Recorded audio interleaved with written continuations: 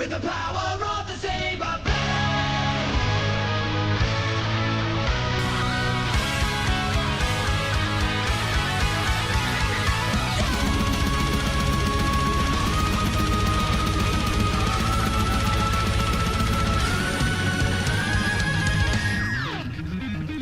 Lost in the rhythm of the galaxy, lost in the rhythm of my mind, watching and waiting, hiding in the crowd, fighting for what I'm gonna find.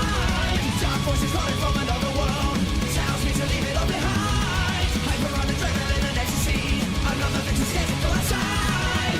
Better run, better hide, cause I'm coming for you tonight. Gotta scream, gotta bleed, with the power of the saber blade. With the power of the saber blade.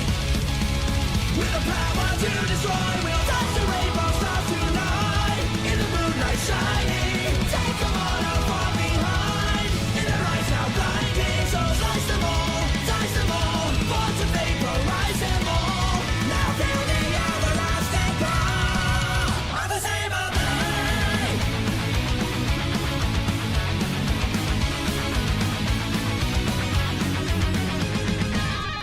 High pulsing energy within my sword, take them down, there is no other way. Feeling like a hurricane about to blow, here it comes exploding in your face. Do what you will, I'll take it to the edge, I will follow every move you make. Pounding with the power of a raging bull, lost for another what to say.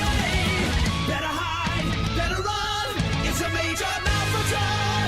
Don't you go to your knees, with the power of the saber blade. With the power of the saber blade.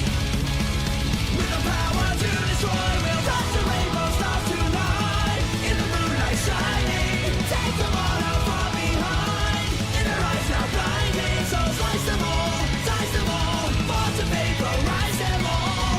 Now feel the everlasting power of the saber blade.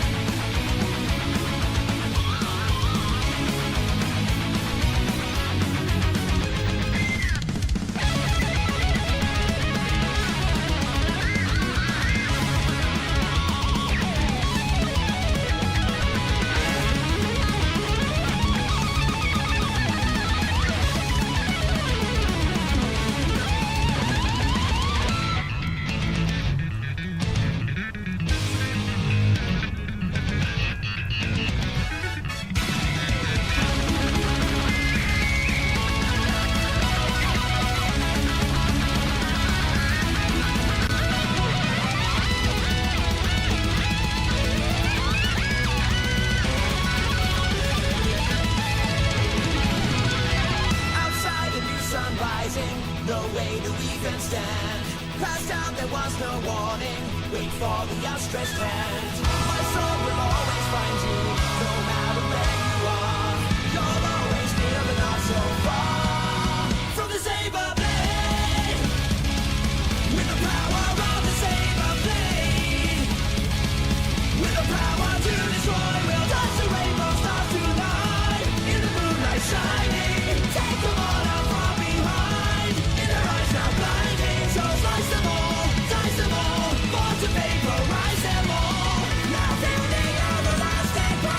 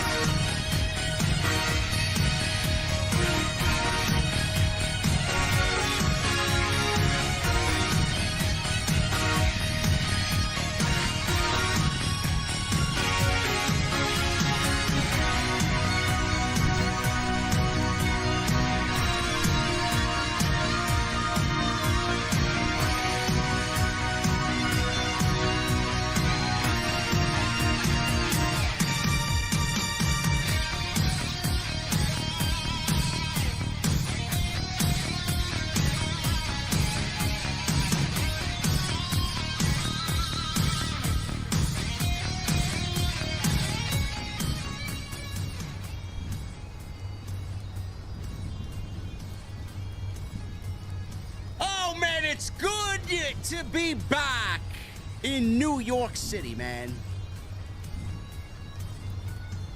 I love Florida, I love Orlando, but me being away from home, man, from the venue, nobody can top the OTS venue, man. We got news. Looks like Triple H fumbled the bag. I don't know, man. I think it was a show maybe a couple weeks back where two gentlemen on Tuesday night said that Mercedes was going to AEW. What happened? Man, you guys are awfully quiet tonight, man. Eerily quiet, man. Maybe I should call Zach Bagans to hunt some ghosts. It's so fucking eerie out here.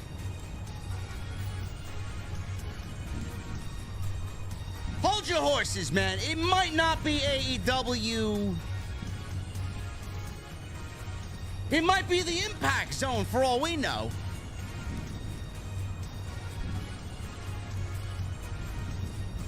And Triple H hyping up a former WWE champion on day one Raw on Monday. I mean, that could be anybody. Who is it? I'll give my take on who it is tonight on this very special Friday night stream right here on OTS, man. Listen, I didn't get to say it on Wednesday because I was in Orlando doing family stuff. Now we're in the Mustang and we're going to the OTS venue. My beverage is cold. I got 2 beverages in me already. And we're drinking in my mother's basement tonight, man. And when I get there, I got one question for you. What the fuck are you guys drinking? I'll see you over there.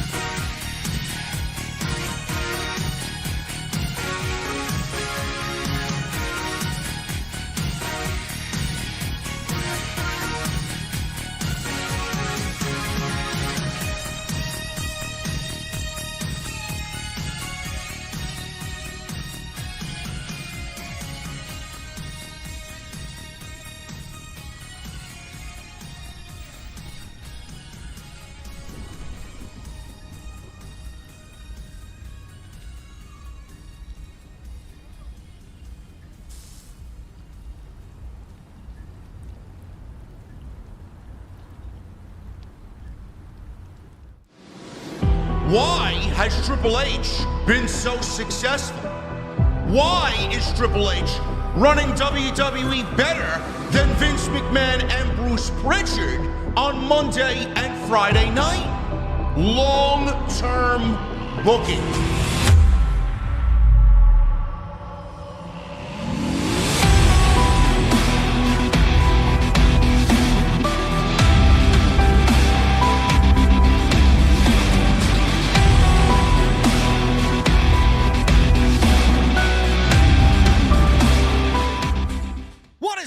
Thank you so very much for joining me right here on Off the Script. This is a little bit extra for you on this Friday night, December 29th, 2023. I am your host, JD from New York. As always, coming to you live from the OTS venue. Thank you guys so very much for joining me on your Friday nights, wherever you may be. No SmackDown tonight. Man, it feels like forever since I covered a WWE show, man. SmackDown, Raw had these best of shows for the week. And nobody really gives a shit. I mean, who's watching Monday Night Raw Best Of hosted by Peter Rosenberg? Holy shit, man. You might as well get somebody, you know, a little bit more enjoyable if you want to bring the ratings out of the sub 600,000 realm on a Monday night. Better off getting AI to cover the fucking show. Peter Rosenberg. Who's fucking watching Peter Rosenberg on a Monday night, man? Holy shit. Oh, man, I don't even want to know who they had on Friday. Maybe it was Rosenberg tonight, too. I don't know. What I was doing on my Friday night, man, me and Mr. Baydala, Drew, we went out for dinner. We had a couple old fashions, or hit a glass of wine and an old fashioned before that. I had an old fashioned and a nice gin and tonic for dinner. And we went to one of my favorite places in the neighborhood, and we are going to do our thing this weekend, man.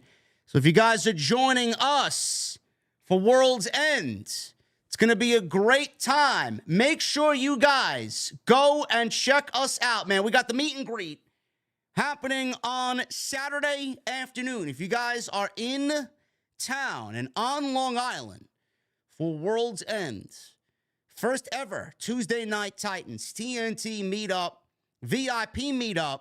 It's going to be at the Green Turtle, 1740 Hempstead Turnpike, East Meadow, New York. And that'll be from 3:30 to 6 p.m. Eastern. And then we'll walk over to the venue, over to the Nassau Coliseum, get ready for the pre-show. We hope to meet and greet with you guys tomorrow afternoon. I don't know what we're doing before that. I think we're going to try and get some recording in. We will iron out those details tomorrow morning. But if you guys are going to be in town, I would love to see you. Drew would love to see you. And it's going to be a great time. So thank you guys for all the support on Tuesday night. And please make sure you guys go to my social media, man. We are going to have one hell of a show on Tuesday next week. We are going to do the first ever Tuesday Night Titans TNT Awards for 2023. If you guys go to my X account, go to my Twitter profile, and pinned at the top of my Twitter profile is the link for you guys to go vote, man. I would urge you guys to go vote. We had a tremendous amount of votes through 16 different categories. It is going to be awesome. So make sure you guys go and check that out. We will go over the winners on Tuesday. And to nobody's surprise, a lot of the winners on Tuesday are not really that surprising. It's going to be an interesting discussion for sure on Tuesday night for TNT, man. So it's going to be a fun time. We're expecting a big crowd. And it's going to be a great weekend. Drew and I will be at World's End tomorrow evening, and I will get into some devil discussion tonight, and we will go over a little bit of that. Tony Khan had some choice words at the AEW conference call with the media, which I was not a part of, by the way, because I'm banned.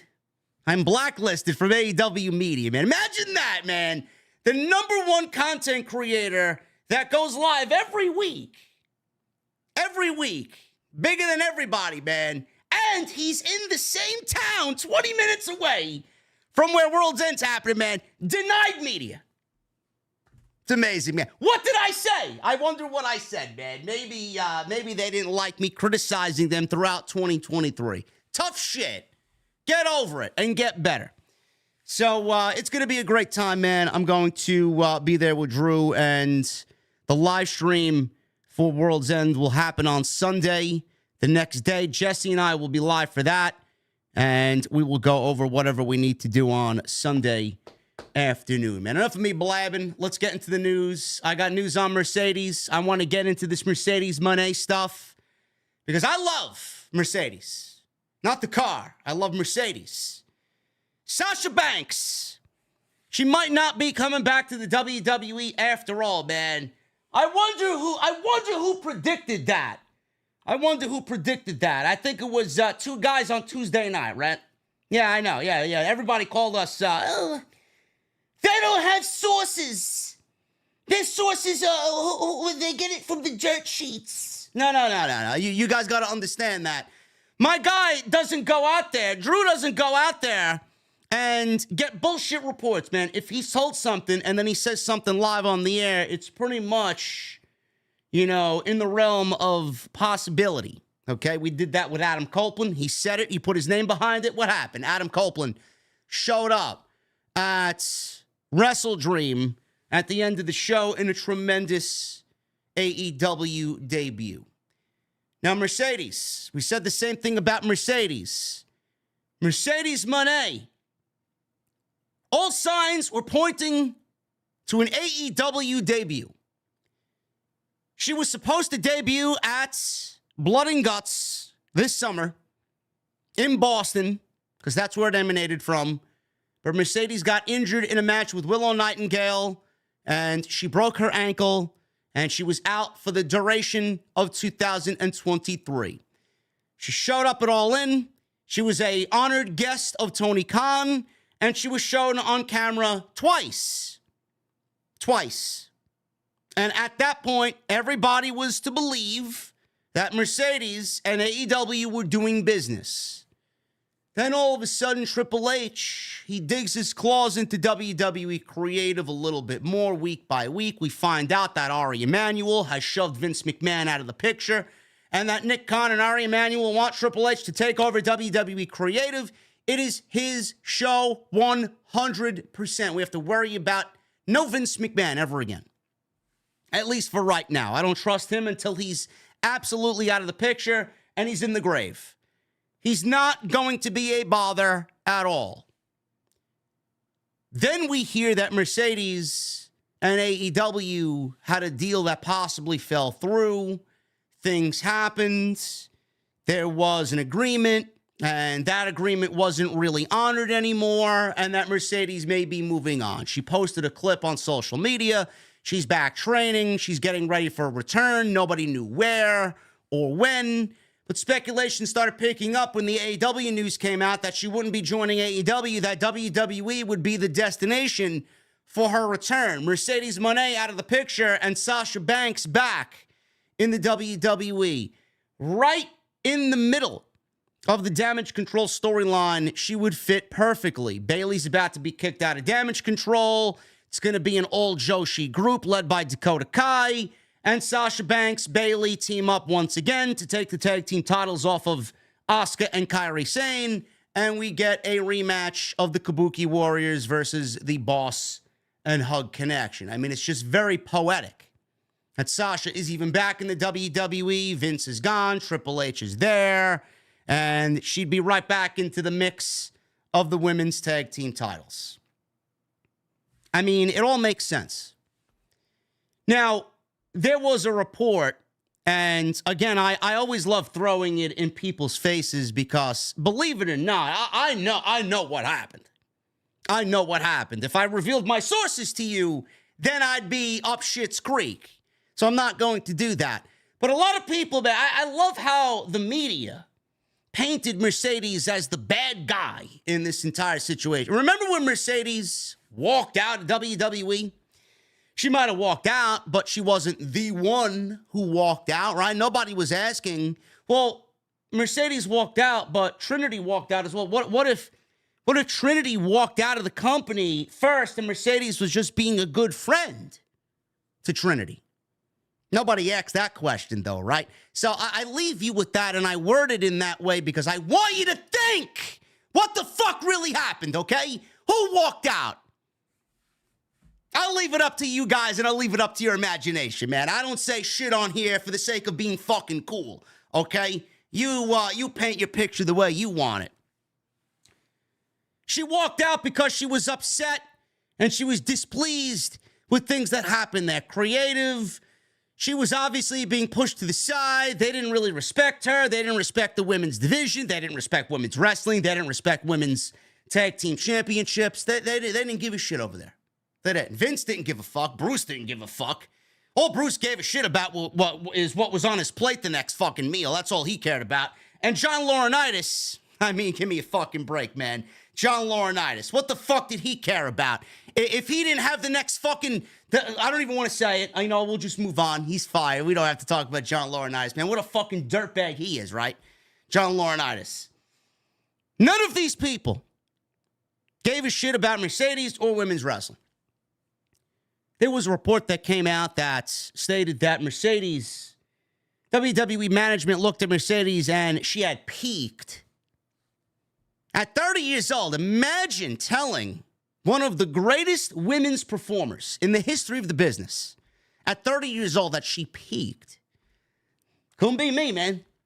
Couldn't be me. You give me a payroll. JD, give me your top signings, men and women, right now.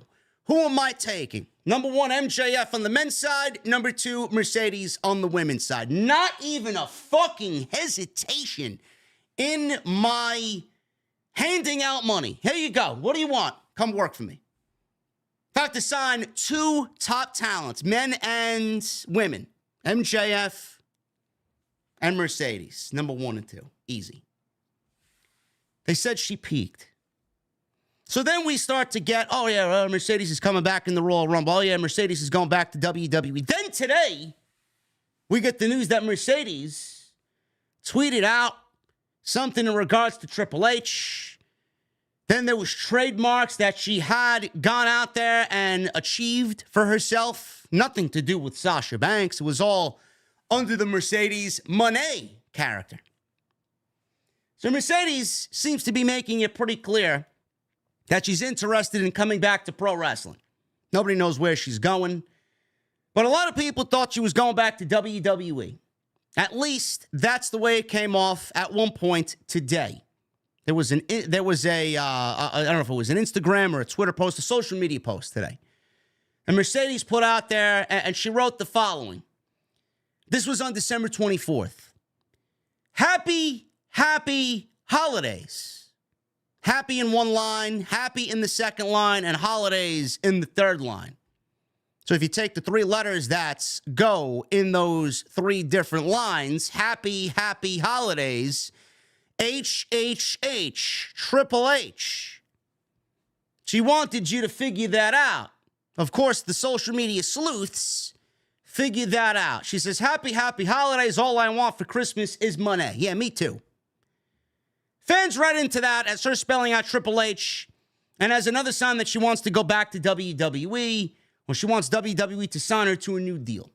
On December 26th, she posted a photo of herself in front of Boston's TD Garden on the same day that WWE ran a live event there. Who knows if that was recent?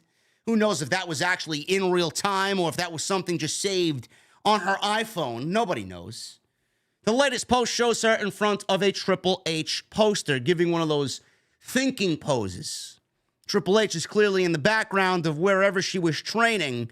Today, that was the latest post on social media. Now, reportedly, Mercedes was reportedly asking for more than what Charlotte Flair was making on her new contract. A lot of people have this idea in their minds that this is a bad thing. Why? Why is this a bad thing? It's almost as if these people have half a fucking brain and wouldn't do the same thing if they were in Mercedes' shoes. Yes, Charlotte signed the biggest contract in women's wrestling history, and I said this word for word on Tuesday night with Andrew Baydell. I said this, don't you think that WWE, by giving Charlotte this contract, is going to run into a problem where they don't give Mercedes that type of deal? What they basically did to themselves was price themselves out of the Mercedes Mone Sasha Banks deal. Who knows what they're going to do with Becky? Becky's probably going to make more than Charlotte. And everybody else that comes after Becky. Then you're going to get Bianca. Then you're going to get Rhea. Then you're going to get Tiffany Stratton when she achieves the heights of where Charlotte Flair is right now. And you know she is because she's fucking great. And then you're going to set a precedent in the women's division that is going to span multiple years, and everybody's going to be on the same pay line. They're going to be making the same money. WWE basically has given Charlotte this money, this contract, and they don't realize that every other woman that follows suit that happens to have a better fucking run than Charlotte is going to be asking for the same amount of money. And if they don't get that same amount of money, there are options nowadays where a few years ago, there wasn't. Money's not a problem for Tony Khan. It's not. Tony Khan's got an unlimited fucking payroll. So WWE priced themselves out of the Mercedes Mone situation. A lot of people tend to think that, oh, Mercedes she's not worth that money. How dare she ask for that money? Now, I'm sorry, if Mercedes isn't going to stand up for herself and demand what she thinks she's worth, who the fuck is going to do that for her? I mean, I'd love for these fucking people on social media to come to me and tell me exactly what Charlotte Flair has done to get that type of money. What has she done to get that type of contract? She's been loyal to the company? Great. She's loyal to the company. Fantastic. But if you want to go and base Charlotte on the amount of money she's making, Charlotte's not even worth fucking 75% of what she's making there. What has she done? You mean to tell me you can't give Charlotte and Sasha, Mercedes, the same amount of money? I mean, these women came up together through the NXT developmental system. They're 2/4 of the horsewomen. They're 2/4 of the women's revolution. As far as I'm concerned, without Sasha Banks, women's wrestling in North America isn't where it is today. Can't really put a price on that.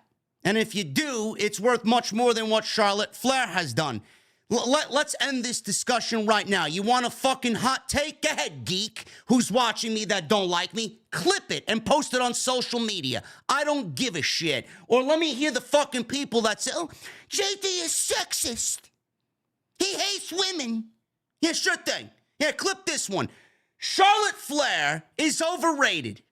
Okay? Charlotte Flair, I want you to come to me and tell me something that Charlotte has done that has been so exquisite or so great out there, where everybody jumps on the bandwagon. Oh, Charlotte Flair is the greatest athlete in WWE history. I'm sorry. Charlotte is only there because her father has lobbied for her for the last 8 years, or however long she's been on the WWE payroll. Well, what is it with the Charlotte Flair narrative? It's almost as if they upset Charlotte Flair, then it's not, all is wrong in the world. Meanwhile, Becky's had a better year than Charlotte. Bianca's had a better year than Charlotte. Rhea's had a better year than Charlotte. Charlotte's not even the best wrestler on her fucking brand. Never mind the company. Io, Asuka. I mean, Charlotte's a solid 8 in the company. Greatest of all time, my balls. She's not the greatest of all time. I'm sorry. What has Charlotte done for the Revolution? Has she put over anybody? Charlotte's only put over Charlotte Flair. The 98 title reigns that she has have only benefited Charlotte Flair. That was it. She did one good thing. She did one good thing in her entire run, and that was put over Rhea Ripley this year at WrestleMania Night 1. That was it. Nobody can sit there with a straight face and tell me why Charlotte Flair is better than Mercedes or worth more money than Mercedes or better than Becky and all these other women. Can't do it. Charlotte Flair is the epitome. She is the definition of boring. Nobody likes Charlotte. Nobody wants to see Charlotte on television. If Charlotte disappeared for 12 months, you won't even realize she's gone. Why? Because there are other women that people want to see more than Charlotte. Mercedes is one of them. When Mercedes walks into a room, if Mercedes and Charlotte walked into a room, who am I going to gravitate towards more? Mercedes or Charlotte? Who's the bigger star? Mercedes comes off like the bigger star. Mercedes has more upside. You know, people, oh, social media is not real life. No shit. No shit. But Sasha Banks or Mercedes' social media following that eclipses what, 6 million people between Instagram and Twitter alone? I mean, I don't see Charlotte Flair getting that type of reaction on social media. I don't. Charlotte's not in Hollywood. Mercedes is. Mercedes is more marketable. Charlotte is not. I mean, Mercedes is worth her fucking contracts or whatever she expects to make just based off her social media following alone. I'm sorry. I don't see where Charlotte is more valuable than Mercedes. So let's end that discussion right there. Now, if I'm Mercedes, I'm asking for the type of money that Charlotte Flair is asking for or is getting. Absolutely. I don't blame her one bit. She's worth what she thinks she's worth. You go get your fucking money. If WWE's not going to give you that money, then you're going to get your money elsewhere. We don't know what Charlotte is making. But Charlotte should not be making more than Mercedes. And then people also, here's another one, here's another little tidbit. Oh, loyalty. Oh, Mercedes walked out of the company. You don't fucking know that. You don't know that. Who's to say that Trinity didn't walk out of the company? And Mercedes was only following because she had every fucking reason to want to walk out, as did Trinity, to be quite honest with you. Charlotte Flair didn't walk out of the company, and people are going to hang that over Mercedes' head for walking out on the company. You know what? I fucking love the fact that she walked out of the company because she walked out on Vince. If Vince wasn't there, she's not walking out on Triple H. She's not. She's not walking out on H. She's not walking out on Regal. She's not walking out on Matt Bloom or whoever else is in the fucking managerial realm. She's not walking out on them. She walked out on Vince. She walked out on Bruce. And she walked out on John Laryngitis. That's who she walked out on. Do you blame her for walking out? I know I don't. I look at that as the ultimate fucking respect, to be quite honest with you. Because how many people before her did it? Nobody. And nobody had the balls to do so. So yes, I firmly stand with Mercedes and Trinity for that fact, who did the impossible and walked out of WWE. Now, yes, she didn't really do much of anything this year. She had a great match with Kairi Sane in the beginning of the year. She was supposed to wrestle Julia, and then she got hurt. But a lot of people are like, oh, well, she didn't really do anything this year to warrant a Charlotte Flair contract. Mercedes could take 12 months off and come back and go right back to where she was. That's how in demand she is. Wasn't she at Comic-Con? I mean, people were even making fun about her going to these comic conventions, charging $30,000 for a fucking appearance. Good. You want to know what? Everybody that brought Mercedes in made their money back after the fucking $30,000 price tag appearance. Oh, she's charging as much as Sting is. Good. Good. If I had the opportunity to go to New York City Comic-Con this year, I would have paid to get a picture and an autograph from Mercedes as well. So good on her for knowing her worth.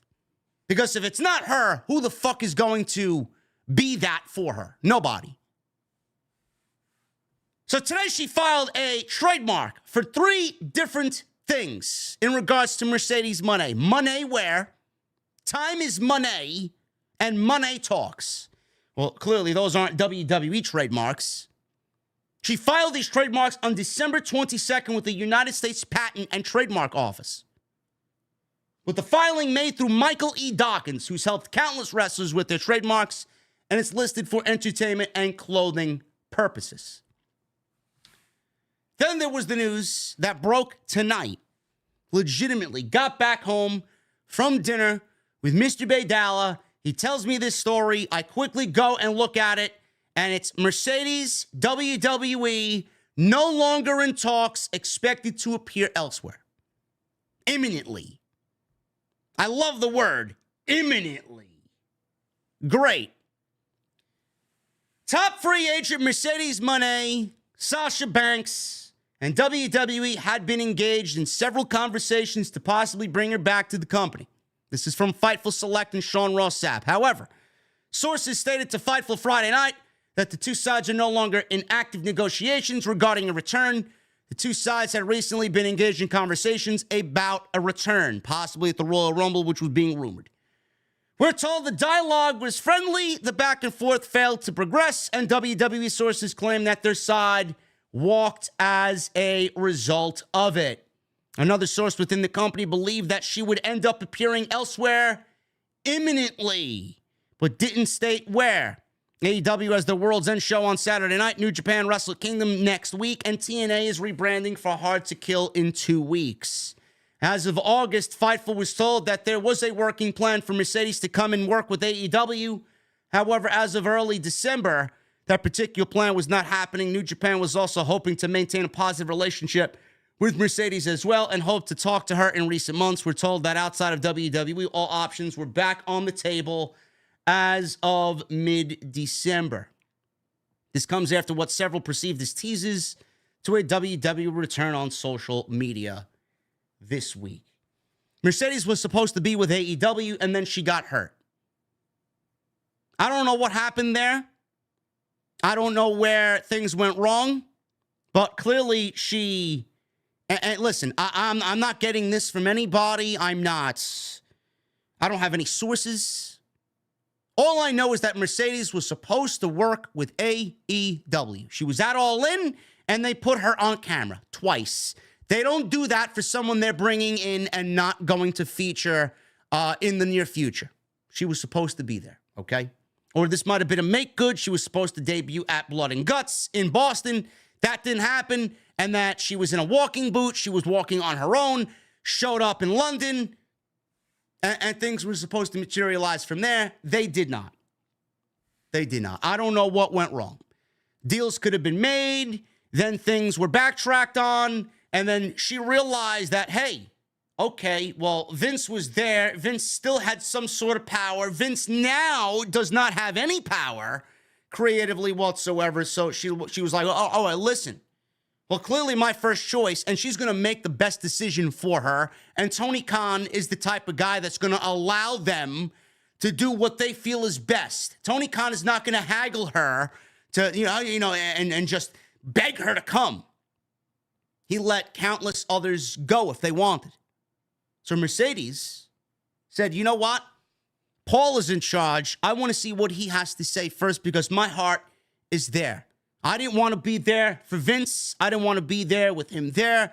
Paul is now in charge. I want to see what he has to offer. I want to see if they match the money that I am requesting. They clearly did not. They clearly did not. And now things are back on the table for one of two companies, AEW or Impact, which right now, AEW, I mean, if I'm Tony Khan and WWE fumbled the bag here, I'm giving this woman whatever the fuck she wants. Impact. Scott D'Amore is out here making claims that he signed the biggest free agent in Impact TNA history. And people laughed at me when I said, well, that's probably and possibly Mercedes. As if it's out of the realm of possibility that Mercedes would work with Impact. Now, I don't know how that works there. I really don't. And I say that because Impact just signed a new streaming deal or streaming rights deal with Endeavor. Endeavor owns WWE. So if Mercedes is working with Impact, she's basically got a big toe in the WWE pool because Endeavor owns WWE, and now they're in bed with Impact as well. Again, I don't know the logistics there. But to say that Impact is out of the running, I don't think people realize how much money Impact has to throw around. They're going all in on this TNA relaunch. I mean, they offered mega money for Will Ospreay to come on in. Whatever Ospreay didn't take from them is sitting in their fucking bank account, ready to give to Mercedes. You don't think that Mercedes would want to go to Impact? Why the fuck not? Impact has one of the best women's divisions in all of pro wrestling. They may have the best women's division in all of pro wrestling. They constantly take care of their women. They constantly feature their women. And then her best friend is over there, so why the fuck wouldn't she want to go back over there? Or why wouldn't she want to work there? I mean, it's just common sense. I'm not saying that she is there, but imminently could mean 2 weeks at Hard to Kill, or imminently could mean tomorrow on Long Island at the Nassau Coliseum. I don't fucking know. All I know is if I'm Tony Khan, I'm giving that woman the bag, big time. I'm giving her all the money, whatever she wants. Now, I have to say this because a lot of people are like, oh, she's trolling. She's possibly trying to lead the scent away from WWE because she signed with WWE and she doesn't want all the smart fans to know. So she's giving clues to lead you away from what really is happening. Let's get this straight. Mercedes, from what I know, is a very private person. You don't know when she's injured, how badly she's injured. She doesn't say a fucking thing. Nobody in her camp says a fucking thing about what she's up to. She just keeps everything very low-key. And good for her. She don't play into the fucking bullshit. Could she be trolling? Could she be leading people away? Sure. But WWE, they said, Triple H said that the CM Punk situation didn't really come back into play. Things had fallen apart, and they didn't really come into play until maybe a week before he showed up at Survivor Series. It's not like things are bad now and can't get better later. I mean, we have a whole fucking month before we get to the Royal Rumble. Things could clearly be worked out. Now that it's public knowledge, who's to say that they don't go back and talk? Could she be trolling? Sure she can. She could absolutely be trolling. Do I think it's a troll? You got to understand Mercedes. Mercedes is going to make her money. She's going to sell merch.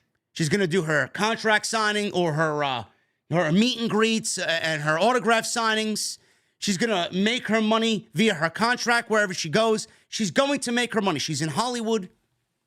Mercedes right now knows that her worth is so much more than pro wrestling. Is WWE going to allow her to wrestle and then do everything else she wants to do? I don't know. It's a different administration. I don't know what they will and will not allow her to do.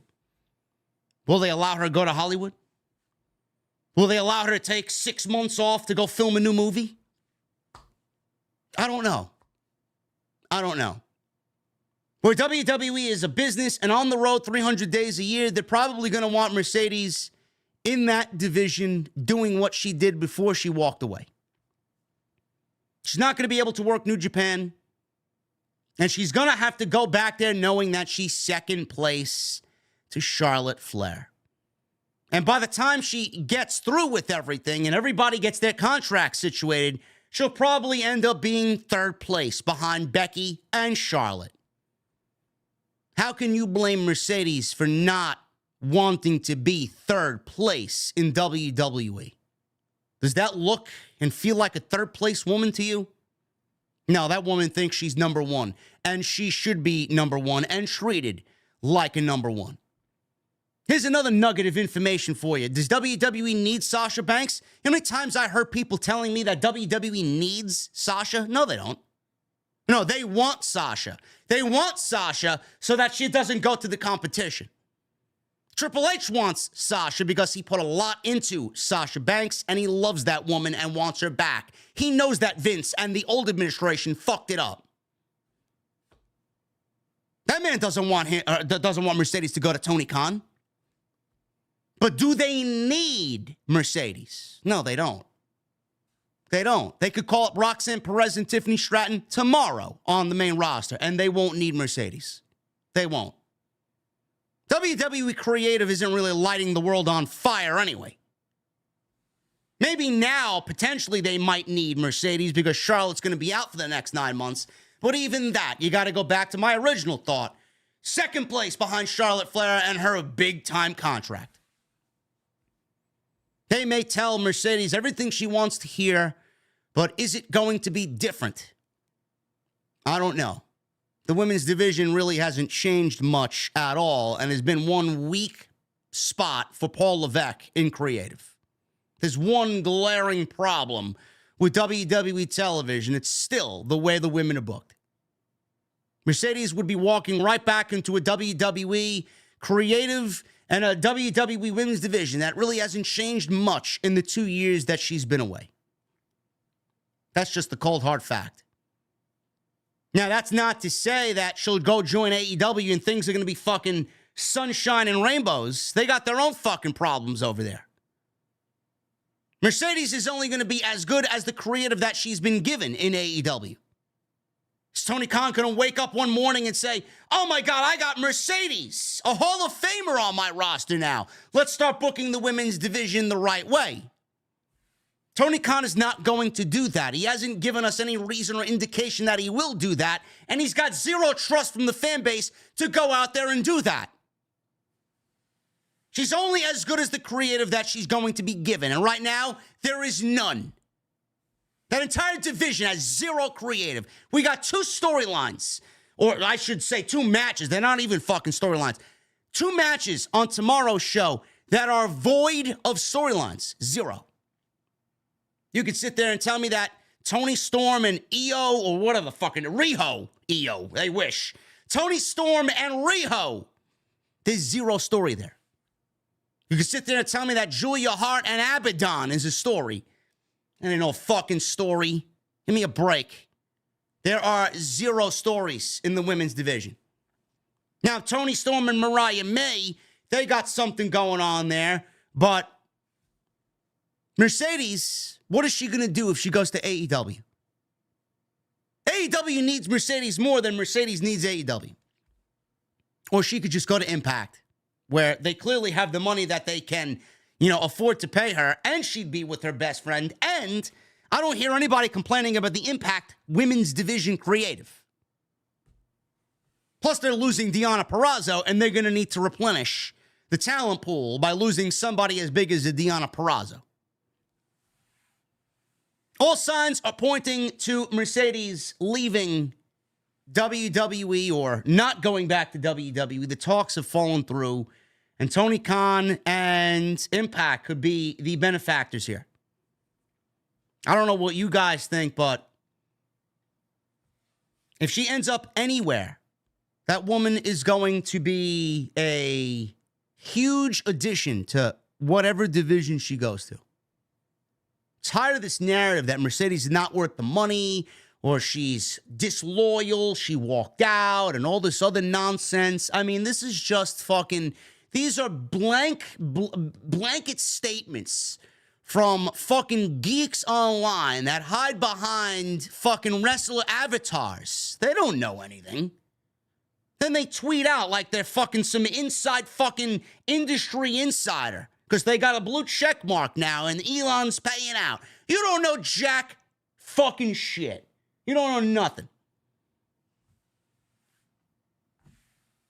Looks like she may be leaving WWE hanging. Good. Good. That woman's got my full support. Wherever she ends up, I will be watching and paying attention. But could she be trolling? Could she be leading the scent away? Sure. She never reveals her cards. She never has. But only time will tell. Imminently, supposedly. Imminently. Imminently could mean tomorrow night. Or imminently could mean 2 weeks. For TNA, hard to kill. Scott D'Amore says that they got the biggest free agent signing in the history of the company. Mercedes clearly fits that bill.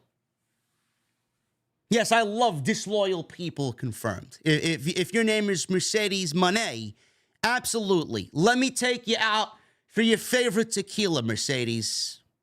Anytime, anywhere, any place, any night of the week. Absolutely. Triple H. Triple H, for the first time since I think he's been running any fucking company, whether it be WWE or NXT, finally played into the dirt sheets and pulled out his inner Tony Khan tonight. WWE is looking to make the day one edition of Monday Night Raw a big deal. They're looking to nail down a former WWE champion for day one. Sources within WWE, while speaking vaguely, says Fightful, claim that the company is on the 1-yard line in landing a former WWE champion to appear on the show, and they feel confident that they can get the deal done. Now, Fightful says they haven't been given any specific name, but we're told it was someone not currently on their roster. It's worth noting that the former WWE champion was the terms used by those sources. We asked if the name was one that was active or retired talent, but weren't given that info. They said that they will continue to provide some more details as we get them. Triple H took to Twitter only a couple of hours ago to address the rumor going around about the former WWE champion possibly returning to Monday Night Raw. Hunter stated that he would not confirm or deny the rumors, but stay tuned for day one, Monday Night Raw. So he played into the dirt sheet rumors. It's the first time that I've seen him do that. I honestly think it's a little refreshing coming from him to do something like that. But if Triple H is out there putting that out in the public eye, then something's going on. Because he's not going to play into that if he doesn't got anything planned for next week's Monday Night Raw. Who is it? Who is it? I don't fucking know who it is. But I will tell you this. It's one of three people, in my honest opinion. The first guy that came to my mind was Stone Cold Steve Austin. If WWE has nailed down Stone Cold Steve Austin to show up on the January 1 Monday Night Raw, we could be looking at a potential Stone Cold and CM Punk face-to-face with the match maybe taking shape on January 1. Now, I don't know that for facts. Punk has already stated that he was going to be in the Royal Rumble. I don't know. For all we know, Austin could show up on day one and enter himself into the Royal Rumble, for all we know, and then have a stare down with CM Punk. I mean, that would set the wrestling community on fire if that was the case there. And the rumor is CM Punk for Stone Cold Steve Austin. If there was any year to do it, the year would be this year, 24, at WrestleMania 40. We don't know how long Stone Cold Steve Austin's going to want to wrestle, and we don't know how long CM Punk's body is going to hold up. We don't. Now, I would honestly like to see Rollins and Punk over Punk and Austin. That's just me. But I'm not going to complain if Austin and Punk is the match, but you've already sold us on Punk and Rollins. And if that doesn't happen, then we may get Punk Rollins at the Elimination Chamber, and then we'll get Punk and Austin at WrestleMania, and Rollins will go on to defend the title against Gunther at WrestleMania. But I kind of like the idea of a WrestleMania without Stone Cold Steve Austin because it just presents a better WrestleMania. Punk and Rollins, Gunther and Brock Lesnar, Cody and Roman. That just sells itself, honestly. Do we need Austin? Do we need Austin at WrestleMania? No, we don't need Austin at WrestleMania. I think we'll be fine without Stone Cold Steve Austin. But if there's a time to do it, it is now. And if you can do the match, then you fucking do it because it may not ever happen again. I know. If we don't get Steve Austin at the Lincoln Financial Field, it's never gonna happen. I know. Thanks for coming in during my stream. You're on point every fucking time. She just woke up from her nap and she needs to make her presence known. Bacardi. Stone Cold Steve Austin. It could also be Big E. Now, I don't know if Big E is ready to go, but the Big E news has been quiet. All news on the Big E front has been dead quiet. All we know is that he was supposed to get checked out. I don't know when the last time he said he was supposed to get checked out, middle of the year, this year. And we haven't heard a thing about Big E. Big E may be ready to return to the WWE, and on day one, he would come back. What poetic justice that would be, right? Wasn't it Big E who had to be pulled from... wasn't it Big E that lost to Brock Lesnar, lost his world championship to Brock Lesnar at day one, the pay-per-view, when they did day one a couple of years ago? Wouldn't that be poetic for him to come back at the same themed show in which he lost the WWE Championship? That would be pretty cool, in my honest opinion. Could be Big E. And Big E, if he's coming back, man, what a miracle to start the new year with his face and him being back on WWE television, it would really be a new day. Or, number 3, and this could realistically be a possibility, it could be Batista. Not in a wrestling role. Not in a, hey, Batista's coming back and he's going to be in the Royal Rumble and we're going to have Batista chase the WWE champion. No. It could be Dave Batista. Because if you guys aren't aware, Triple H is now fully in charge of hand-picking everybody that goes into the WWE Hall of Fame. Batista did not want to go in during a pandemic-filled era of WWE where he would accept an award in front of virtual screens. I don't blame him at all for not wanting to do that. And WWE really hasn't picked up the phone to call Batista, or Vince, I should say, hasn't picked up the phone to call Batista. Maybe Vince felt slighted. Maybe Vince's administration felt slighted that Batista didn't want to go in when he was given the Hall of Fame induction. I don't want to go in. I mean, I want live people. I want human beings to be there.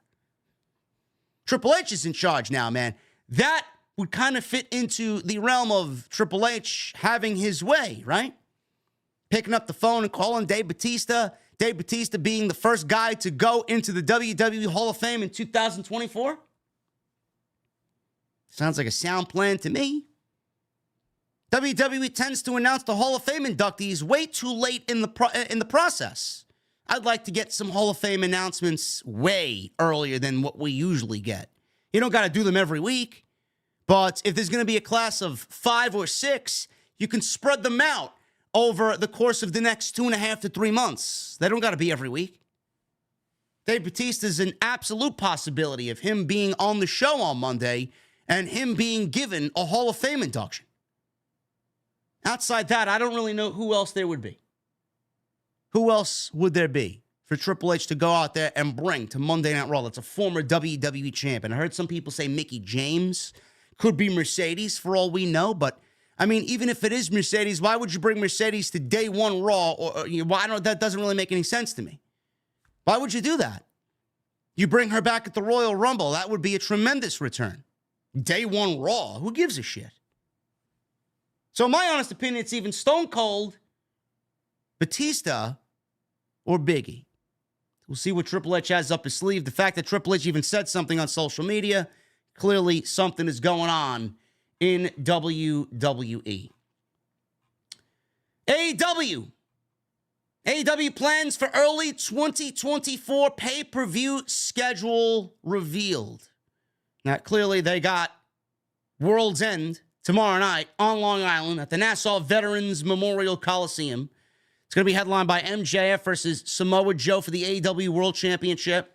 Meltzer wrote, in a surprise, since they added two or three new pay-per-view shows from the end of August through the end of December, the plan is to go from World's End right into Revolution on 3/3, March 3rd, 2024. AEW is rumored to have a full year of pay-per-views from January all the way up until December. The rumor is that they will be adding 12 pay-per-views like WWE does, 1 per month. And I don't know when that's going to happen. I don't know if that's still the plan. But the plan is for them to get a streaming deal first on Max and then go to the expanded pay-per-view calendar. And I think that would work very well for them. I do. I was absolutely against AEW doing the 12 pay-per-views per year deal, but I'm actually for it now because I do feel like they've actually been on their toes a little bit more, knowing that they have to book a pay-per-view in such short notice. As soon as we got out of the last one, out of Full Gear, we already knew what the main event for World's End was going to be. MJF and Samoa Joe was announced 6 weeks ago. That's the way it should be done. And then we get storylines spread out across the next 6 weeks of television. I like the fact that they announced that. We knew what the big selling point of the show was. Samoa Joe versus MJF. Great. Adam Copeland versus Christian Cage. Great. Now, I don't like the fact that we got 3 huge matches announced because it was going to be the Continental Classic Final, Copeland versus Christian, MJF for Samoa Joe, and then basically the rest of the card was thrown together in this week alone. I don't like that. Just reeks of laziness to me. It's like they're taking the easy way out. Yeah, we'll give them the top 3 matches, and then everything else will just fucking throw darts at the wall and see what it lands on. Who it lands on. I would love to see AEW go to 12 pay-per-views because I think that them booking in 4-week intervals is going to keep them on their toes. I do. Because when AEW has, for example, World's End is happening tomorrow night, and then we don't got another pay-per-view until March 3rd. So that means all of January and all of February, what Tony Khan was doing was skimping on story and then building the pay-per-view in that final 4-week stretch until the next pay-per-view. He'd go out in there and throw dream matches on Dynamite that don't mean a damn thing. The shows have to have a meaning behind them. The shows and matches need to mean something. I don't want nothing Dynamites. I don't want weeks where it's like, all right, I could miss this because it's not really playing into any particular story, and it's just match after match after match after match. I hate that type of pro wrestling. You may like it. You may be there for the fucking work rate and great wrestler A versus great wrestler B. No, that's not me. I enjoy a great match. I could watch a great match anywhere. I could fucking dream of a great match. But I need story. A match without the story is only half the match. You got to give me something. So I feel like in this small stretch with a 12-month pay-per-view calendar, that AEW would actually be more on their toes and better creatively where they are now every 3 months or so, they tend to get lazy. I don't want to see AEW get lazy at all. So we'll see what happens with that. It's supposed to be 12 months, but I'm assuming that they want the streaming deal in place first before they go and change their entire pay-per-view schedule. AEW may be losing Andrade. This comes as a shock to nobody. AEW could be losing out on Andrade, as Andrade is rumored to be returning to the WWE. At this time, WWE is throwing big money at several major names right now. Cody, Drew McIntyre is a free agent. Seth Rollins is going to be a free agent. Becky Lynch is going to be a free agent. They just signed Bayley and Charlotte Flair. So clearly they got some money to spend. They don't got money to spend, but they got money to spend. Andrade, El Idolo, may be on his way out of AEW after joining the promotion in 2021 following his WWE departure. For the majority of his AEW run, he seemed to be unhappy in the company and had some backstage issues as well. In late 2022, he had surgery for a torn pectoral muscle that he was dealing with. He returned in June and made references to WWE since returning, leading to speculation he could go back with the company. His AEW deal is believed to be expiring in 2024, although time will be added because of the time out with the torn pec. That's what people aren't reporting. Oh yeah, Andrade is going to be a free agent during this month, next year in 2024, without realizing that Tony Khan, when he's petty, he knows how to be petty. And if Andrade is on his way out, Tony Khan could absolutely add time on top of his contract if it hasn't already been added on top of his contract.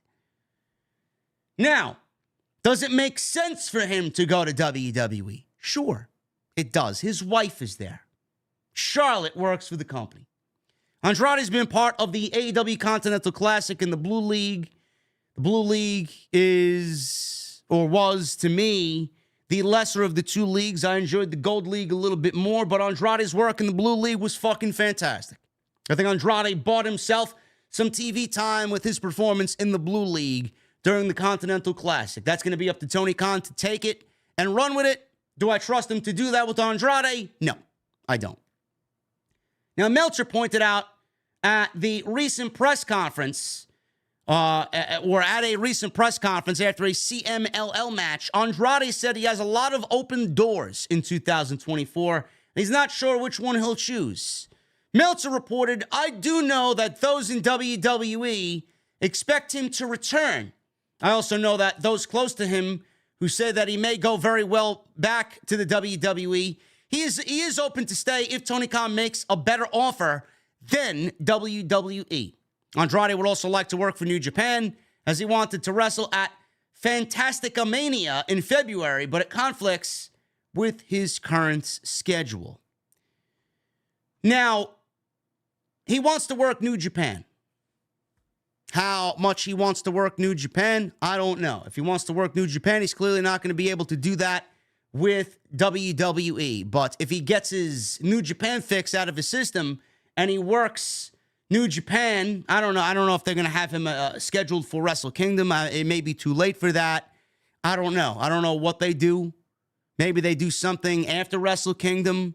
Who knows when his contract is up in 2024? We don't fucking know. It could be the summer of 2024, and Andrade could work a few dates in Wrestle Kingdom before he leaves for WWE, as long as he gets his work in, gets it out of his system, and then leaves. We don't know.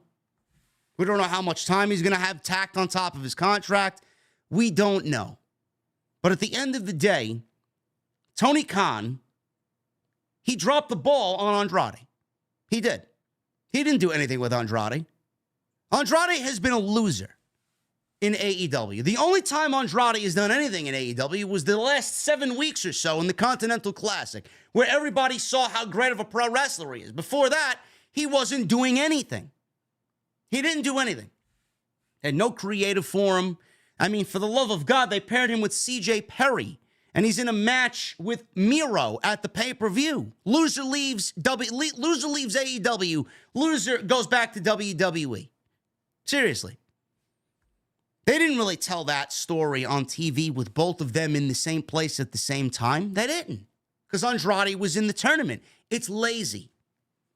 They're trying to manufacture something by doing as little work as possible with Miro and Andrade. Should it be a great match? Sure, because both guys are great pro wrestlers. But don't sit there and tell me that thought was put into this and it's going to be a great story unfolding at the pay-per-view. No, it's not. There barely is any story, and the only story that exists here is CJ and Miro and getting CJ back with Miro. Now, Miro is signed for many years. He's not going anywhere, and Tony's not letting him out of his contract, so he's stuck there. But Andrade back in WWE, I could see that, especially when Triple H now has Santos Escobar at the helm. Rey Mysterio's there for 3 years. Dominic Mysterio signed for 5 years. Dragon Lee is on the up and up. They put the rocket pack on him. He's going to places that nobody's ever seen before. Then you called up Humberto Carrillo, Angel Garza. You got Joaquin Wilde, Cruz del Toro, Carlito. You mean to tell me that Andrade would not want to go back to WWE with the Latino World Order? The Lucha Libre connection being formed in WWE? WWE plays chess while everybody else is playing checkers. Triple H, anyway. Andrade would fit like a glove in WWE. And I'll tell you what, Triple H, knowing that Vince fucked him over and Vince took Zelina away from him, which fucking ruined both of their careers, as soon as Andrade walked back into WWE, I would pair him right back up with Zelina Vega because it was a world championship caliber act on NXT, and then they split them away, and I don't know what Vince expected both of them to do. Zelina is mid. She is. She's not a good pro wrestler at all, and Andrade can't speak English. Don't know what the fuck you did. Zelina's value is more in that type of role, and Andrade needs her because she's great on the microphone. They had strengths that paired beautifully together. That's what I would do. Tony Khan has not done anything to show us that he gives a shit about having Andrade, one of the best pro wrestlers on the planet, in his company. And the only work we've seen of him that really excelled is in the Continental Classic. Is Tony going to look at Andrade now and want to push Andrade in 2024? It may be too late. Andrade at this point, before the Continental Classic, has probably already made his decision to leave.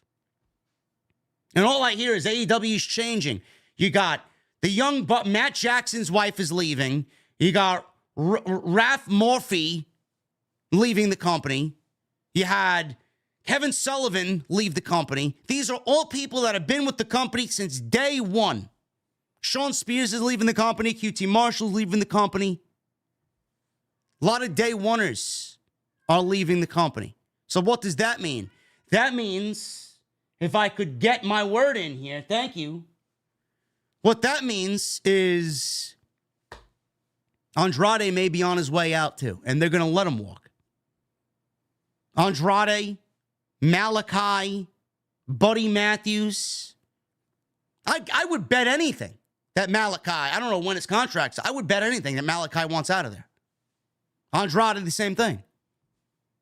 They didn't do anything with these guys. They never wanted to leave in the first place. They only left because Vince fired them.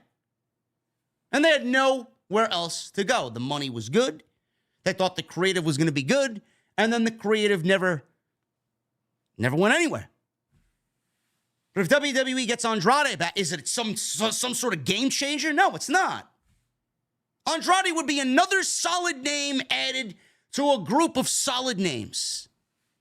People already acting like this is going to be some groundbreaking fucking signing for WWE. No, it's not. No, it's not. We'll get some banger matches with Santos and Ray and Dragon Lee. He may start his own faction. But the same way that he never did anything in AEW, I don't think it's going to be worse off in WWE, but he's not some groundbreaking, game-changing signing like the geeks on social media are pretending it is, or will be pretending that it is. I'd like to see it, though, because I don't think he should have left in the first place. They never really found any value in him to begin with. Vince did anyway. Julia. Everybody's making a big deal about Julia from Stardom. It's looking more and more likely that WWE will land top free agent Julia in the new year. Previously reported there's been a massive interest in Julia for months from WWE, as it was believed she has some sort of offer from the company. Julia is not allowed to sign with anyone, including WWE, until her deal is up in March. Although many believed AEW would make an attempt to sign Julia, who's currently the New Japan Strong Women's Champion after defeating Willow Nightingale, that was not the case, as they never made a serious play for her. As previously reported, with an update that came out earlier this month, AEW was no longer in contention of signing Julia, as it was coming down to either joining WWE or staying with New Japan Pro Wrestling. In the latest edition of the Wrestling Observer newsletter, Dave Meltzer reported that Julia is leaning towards signing with WWE. Meltzer wrote, Julia right now is seen as likely to be coming in to WWE in 2024.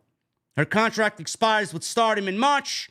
She may not be coming in right away, but as of right now, she's leaning towards coming in 2024. Great. So what does WWE need Mercedes for? I know they'd love to have everybody, but there is a budget. Believe it or not, WWE does have a budget. They can't bring in everybody. If Mercedes doesn't come in, then they're going to allot a nice little chunk of change to bring in Julia in 2024. And then the machine goes round and round. I'm not familiar with Julia's work. I haven't watched one Julia match ever. All I hear is that Julia is the best female pro wrestler in the world. WWE has a lot of those. And Triple H loves his Joshis. Triple H loves his Japanese ladies. Io, Asuka, Kairi, bringing in Julia. I'm not surprised. He's more in tune with what's going on currently in the landscape of pro wrestling than a lot of people are. And you know for a fact he's waiting to build that women's division up with names like this. After the division was killed by Vince McMahon and Bruce Pritchard and John Laurinaitis, where they did nothing to enhance anybody, Triple H is looking to bolster the division in 24 and maybe, potentially, give us a new women's revolution. It's the only thing I could see here. I don't know. I know Mercedes would look good in WWE. Imagine we get the 4 horsewomen. Sasha, Becky. Now, I'm just fantasy booking here because I know exactly what Triple H is thinking as he's thinking it. Imagine bringing back Mercedes. Sasha's back in the fold. Sasha, Charlotte, Becky, and Bayley on one side. Io, Asuka, Julia, and Kyrie on another. Imagine that for War Games. I just gave you guys a thought, man. Go grab a fucking tissue and wipe yourselves clean. Seriously. Imagine that. That's exactly what Triple H is thinking. But he might have fumbled the bag here with Mercedes. We don't know what's going on there. Shawn Spears. Shawn Spears is leaving AEW. This actually took place yesterday. And he's no longer with the promotion. I'm not really surprised by this. He didn't really do much, if anything, on AEW television for a while. Sean Ross Sapp of Fightful Select reported that Shawn Spears is the latest star to leave AEW. Spears had been a part of the AEW roster since the promotion had launched in 2019 after his WWE run as Ty Dillinger, where he got over with his Perfect 10 gimmick. I will say this, man. Ty Dillinger should have had a run with the NXT Championship. Call me crazy. He should have had at least a month run with the NXT title. He got called up to the main roster, man. I don't know why they didn't see it in him. I don't know why. But he was perfect for that U.S. Intercontinental title division. They didn't do anything with him. Same thing with Tyler Breeze.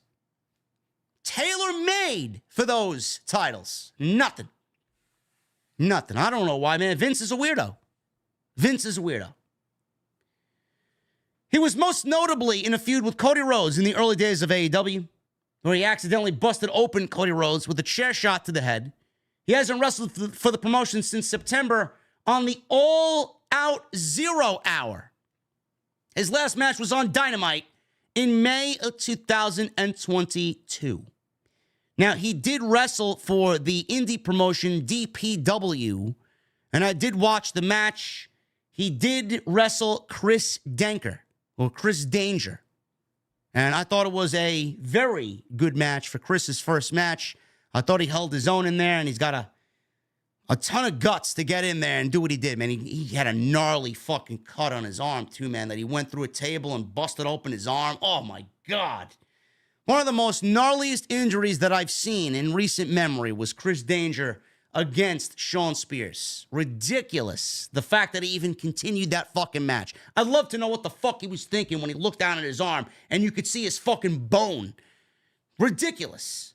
Anyway, per the report, Shawn Spears becomes a free agent on January 1, and the departure was amicable between he and AEW. Shawn Spears tweeted out the following statement. What a wonderful time it has been. Thank you at AEW for allowing me to be there from the ground level. It's been a fantastic 5 years of growth and personal development. This is a personal choice and one that is best for me and my family at this time. Thank you to all staff and talent alike for the memories. Heart emoji, hashtag number 10. Shawn Spears was rumored to be a part of the Devil Angle. In fact, Meltzer said that he was one of the men underneath the mask. And now that he's no longer with the company, appropriate creative changes need to be made as far as who is working with the devil on AEW television. Shawn Spears would have fit in like a glove there, as he had a history with MJF. Clearly, that's not going to happen. Shawn Spears was, to me, even in WWE and in AEW, undervalued. Again, part of the old guard. The reason why these names are leaving is because I believe that there is true change happening in AEW. Whether or not that bleeds onto television, to the extent of that change, what it means, I don't know. I don't know what it means. But Shawn Spears leaving, another day oneer, leaving, says a lot. They didn't value him. He was undervalued in AEW, undervalued in WWE. He was underutilized. And everything that he was a part of, whether it was Cody, whether it was in the Pinnacle with MJF, whether it was the chairman stuff that he did, he always went out there and did great work. He was always a great promo. He looked the part. I was a huge fan of Ty Dillinger, and I was a huge fan of Shawn Spears. Now that Shawn Spears has been away from WWE, He joined AEW in 2019. We're heading into 2024. I know a lot of people are going to be thinking number 10 in the Royal Rumble. Triple H, give him a spot in the Rumble as number 10. That would be great. That would be great. I'd love to see him back in WWE get another fair shot because he never got one in the first place. They wrote him off as soon as he got to the main roster. I'm not even sure if he really made a full main roster run. I honestly think they called him up from NXT. They dabbled with him a little bit, got sent back down there, and then they let him go. But he didn't do anything there. He's wiser. He looks even better than he does then. He's more knowledgeable. He's better from bell to bell. And he's got a lot more to offer than he did then away from the ring. Shawn Spears is the type of guy that you want in the Performance Center. Shawn Spears is the type of guy you want teaching and molding younger talent. If he wants it, it's there for him to take. I don't know why WWE wouldn't give him a shot at anything. I don't. And if you don't think QT Marshall's going to WWE, you're a complete idiot. QT and Shawn Spears may end up in WWE. Why wouldn't they? WWE would be foolish to let those two guys just sit around and not bring them on in. I could see Shawn Spears go to Impact or TNA. That'd be great. Prove yourself. I think TNA would give him the platform to go out there and do that. I could see him being a TNA World Champion for sure. Prove your worth in TNA. They got a solid roster over there. But AEW seems to be undergoing some internal changes, and Shawn Spears is definitely a part of that. They weren't going to give him a role on television. They weren't going to give him anything substantial. He still wants to wrestle, clearly. And he's going to go find a place to work. And it's not going to be difficult for him to find work. The Devil. All will be revealed at World's End.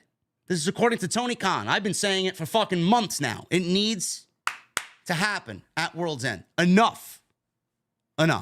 We got enough clues, and we got enough with this storyline to where it needs to be revealed at World's End. Whether MJF loses the championship or not, it needs to be revealed at World's End.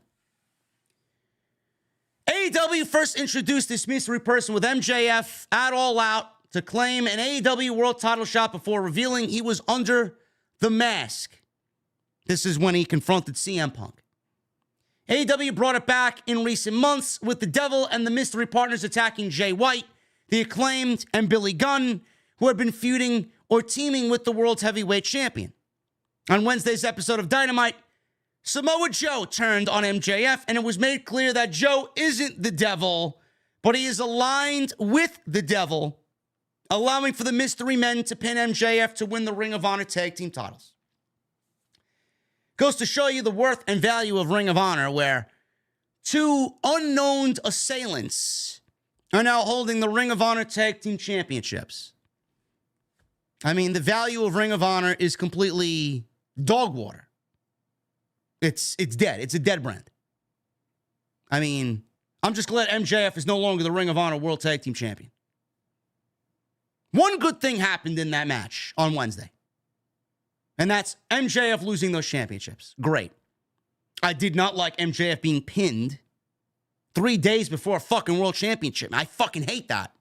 MJF pinned as the world champion by two masked individuals that we don't know the identity of.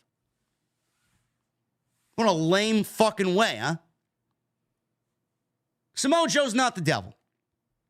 Samoa Joe, though, has been in cahoots with whoever the Devil is, because clearly, if you guys remember, weeks ago, it was 6 weeks ago, Adam Cole in the middle of the ring on a pair of crutches. He was lobbying with Max to be a bigger man and give MJF and give Samoa Joe, begging MJF to give Samoa Joe the title match. Asked him. That's not the MJF I know. The MJF I know, the new MJF, would give him a title shot. Work with Samoa Joe. Adam Cole asked MJF, convinced MJF to give Samoa Joe that title match. And it was made. Then we get the storyline that MJF is injured and Samoa Joe wants the shot, and Samoa Joe is going to watch over MJF, and he's going to be MJF's insurance policy. I need you 100% on Long Island at World's End. It's great. So all these weeks, it's been Samoa Joe who's been in cahoots with the devil. And it's all because Adam Cole convinced MJF to give Samoa Joe this spot. So we go back to all that. The devil will be revealed on Saturday. There was a question at the AEW World's End media call yesterday where Tony Khan was asked whether the devil will be revealed on Saturday night or if it will linger on. Tony Khan says, it feels like we're getting close to finding out who the devil is. I expect some big revelations and big moments at World's End. The secrets will be revealed, and I'm looking forward to it. It's been a very different one from the rest of the AEW roster this year, and I've been very excited about it. People want to see that kind of episodic storytelling and the identity of the devil, and finding out that Samoa Joe is working with the devil added a whole new layer to it, especially heading into this match. Very excited for MJF and Samoa Joe. MJF and Samoa Joe at Grand Slam was a great match, but now the stakes have been set, and the table is there for another great match with a different set of stakes. Now, MJF and Samoa Joe is going to be a great match. I think MJF, banged up, no matter how banged up he is, he's going to go out there and wrestle his ass off. I don't know how or where he's feeling right now, how close to 100% he is. I don't know. He didn't really do much on Wednesday, and he got pinned on Wednesday's Dynamite, but MJF could realistically still be the devil. You can't rule him out. Samoa Joe's not the devil. Tony Khan can absolutely be a part of the devil's story. Is Tony Khan the devil? No, I don't think he is the devil. I think, like Jesse and I on Wednesdays discussed, there could be more than just one devil. But somebody's got to be pulling the strings. Somebody's got to be pulling the strings. How ridiculous is it? I don't know if anybody's really discussed this or brought this up. Who's making these matches? Who's allowing these men in the building?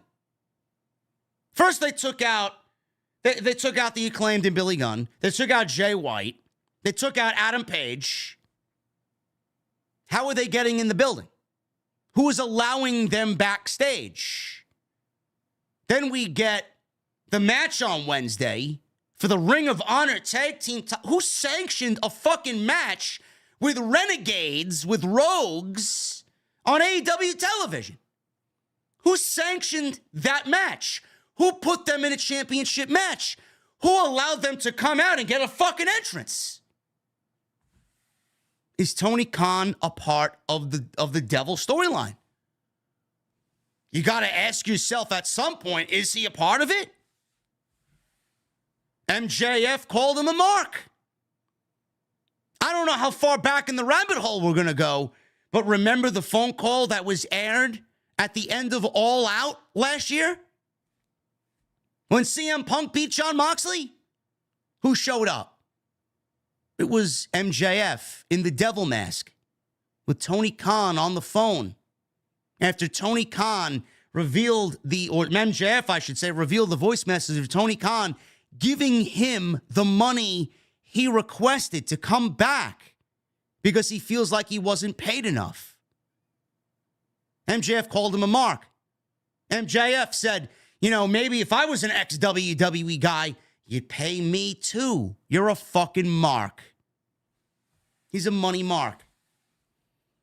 I don't know if Tony Khan's a part of it, but you got to start asking yourself the question, maybe he is a part of it. Maybe he is one of many devils. Somebody's got to be pulling the strings. Is he the devil? I hope not. I don't think so. I hope not. I don't want to see Tony Khan as an on-air actor or on-air performer on AEW Dynamite. I don't. Who I do think is the devil is Adam Cole. And Britt Baker could be a part of that as well. Adam Cole, Roderick Strong, Matt Taven, Mike Bennett, and Wardlow. Easy. You don't got to overthink it. You don't have to go too deep in thought about what is going on here. That is it. Adam Cole and MJF have enough heat between each other, enough story between each other where it would still be shocking and MJF could lose the championship. He could lose the championship. He could go away for a couple of months, get himself healed up, come back to be 100%. You know, he even said in his Players Tribune article that he put out today, which is an excellent read. I urge you guys to go and check it out. MJF fatigue is growing. He knows it. He feels it. Not everybody stays hot forever. He's starting to feel that. Maybe he feels like he needs to go away. Maybe that is playing into the fact of the bidding war of 2024 storyline. We don't know. But Adam Cole makes the most sense as the devil. Now, I don't know how injured Adam Cole is. I don't know how Adam Cole acts on his Twitch channel. I don't know if he would go out there and blatantly lie to those people. I don't know if he would play them like a fiddle. I don't know. But I think this angle is big enough to a point where taking a risk like that is probably something he should have taken. I don't think Adam Cole is completely injured. I think Adam Cole was injured. And I think Adam Cole is back and ready to go. And we're all thinking that he's injured, but it's not as bad as AEW pretended it is. I think Adam Cole is the devil. And Adam Cole is the right devil. I don't give a shit. Predictable? Sure. But predictable is not a bad thing. I'm not sitting here saying that it should be, you know, this guy or that guy. I've been solely squared on Adam Cole since Grand Slam. Not changing my tune now. It's way too late in the game to change my tune. Nobody else makes sense. Swerve and Keith Lee. They're having a match on Saturday night. I don't know why. I don't know why, but here we are. We're finally getting to have this match after a year. After a year. After the team split. They were a tag team. Fightful Select heard earlier in the year that there was a tentative idea for the two to face each other in the summer when they teamed together in a blind eliminator tag team tournament. A plan for the two to end up working with each other at World's End was finalized by after Full Gear. They'll finally get that match on Saturday night. Originally, Swerve and Hangman Page were to continue their feud. However, after they had their Full Gear match, an obvious pivot in creative was made. The idea was then to put, a bow on this gift, a bow on the Swerve and Lee match by also integrating Ring of Honor and Shane Taylor. Page and Swerve were not planned for a third match at World's End, says Fightful. Tony Khan discussed what Keith Lee and Swerve Strickland will finally settle their differences at World's End, and he says this via the World's End media call. Yeah, absolutely. I think now is the right time for Swerve. Well, for both of them, just because at the Continental Classic Gold League Finals, I thought was one of the best matches on the show, and so was the Blue League Finals. Swerve on Dynamite in the Gold League has been tearing the house down, pun intended. It has been Swerve's house, and he's been tearing it down. The timing of it is by design. We're trying to build both men. Swerve has been on a meteoric rise unlike anybody in AEW or in pro wrestling. It's been a very organic one, and he's earned the position. I've been so enthusiastic about AEW Collision and Keith Lee being regularly presented on Collision. It's something I love and something that's been very successful for the show when you look at the ratings growth we've had, the success we've had with Collision rising in the ratings, despite the competition getting undisputedly tougher and tougher. There really isn't a reason here to do this match in anything he said. Both guys have been doing tremendous for the company. It's a great time to go to the match coming out of the Continental Classic. Frankly, I think the timing is right because I had gone to the match at another time and a place. I wouldn't do anything differently in terms of what we've done with Swerve. I think it's been perfect. I wouldn't change a thing. So you take Swerve out of the Continental Classic to put him in a match with Keith Lee, who is as cold as ice, on a pay-per-view entitled World's End, for the sake of it ending at World's End? Is that the explanation that I'm trying to see here and listen to coming out of this fucking media call? So Tony Khan and his bright idea is, hey, let's not have Swerve win the Continental Classic like everybody wanted him to put him in a fucking feud with Keith Lee or a match with Keith Lee, to continue a feud that's taken 12 months off to do it at World's End, because we need to finish it. We need to bring this to its conclusion at World's End. I mean, who gives a shit? The match has no heat, and Swerve is beneath this. So we'll get a decent match out of it tomorrow night. Swerve will win, and he'll move on to bigger and better things. He'll be a world champion in 2024, and Keith Lee will be delegated back to AEW Collision, or worse yet, Ring of Honor. There's another guy that should be back with WWE before long, is Keith Lee. Do you expect anything from Keith Lee in AEW? I know I don't. Nothing that Tony Khan said here makes any sense whatsoever. He basically is using this to finish this story because it fits apropos perfectly with World's End. And because he wanted to go with the story of Eddie Kingston and Jon Moxley in the Continental Classic final, that he couldn't leave Swerve off the show, and Hangman, instead of doing a third match there, where they kind of alluded to a third match, they wrote him off television. So instead of keeping Swerve off the show, we're putting him in a match with Keith Lee. How many people give a shit about Keith Lee? I'm a Keith Lee fan. But let's call it as it is. The match has no heat. And Keith Lee ain't winning shit. If anything, this is a test for Keith Lee in the eyes of AEW management. You deliver a banger match here, maybe you get some more opportunities in the new year. Use it as fuel to get yourself more TV time. But if I asked you which wrestler in AEW has been dropped on his head creatively and they've done nothing with him in AEW, Keith Lee may be at the top or the top of the list in AEW. Ridiculous. And finally, Goldberg. Yeah, we got some Goldberg news. Bill Goldberg calls Vince McMahon a piece of shit for not delivering on retirement match promise. Interesting. Bill Goldberg, of all people, calling somebody a piece of shit. Goldberg is not happy with WWE and Vince McMahon for not getting to end his career the way he wanted. Goldberg last wrestled when he lost to Roman Reigns at the Elimination Chamber in 2022. Don't remind me. Before his contract with the company ended later that year.